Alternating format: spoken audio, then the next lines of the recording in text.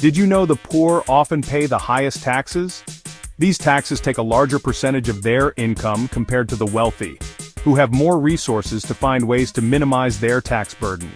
The rich barely contribute in comparison, benefiting from various loopholes and tax shelters. This disparity raises questions about the fairness of our tax system. Would Jesus approve of a system where the burden falls disproportionately on those who can least afford it?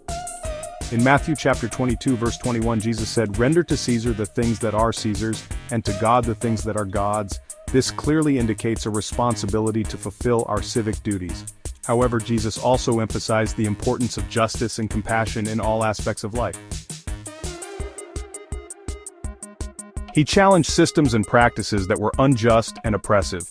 Today, many wealthy individuals and corporations use loopholes to avoid taxes.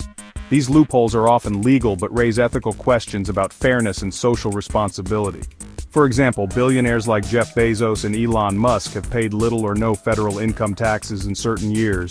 This is a reflection of a system that allows such disparities. The tax code is complex and often benefits those who can afford to hire experts to navigate it. The poor spend a larger percentage of their income on taxes than the wealthy. This creates a cycle of poverty that is hard to break. Families struggling to make ends meet pay more in taxes proportionally than those who are well off.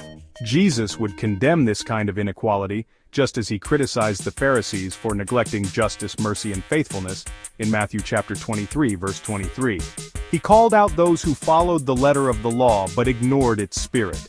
The Bible consistently calls for fairness and justice in all aspects of life. Isaiah chapter 10 verses 1-2 warns against laws that oppress the poor and deny them justice. The prophets spoke out against systems that exploited the vulnerable, and Jesus continued this tradition.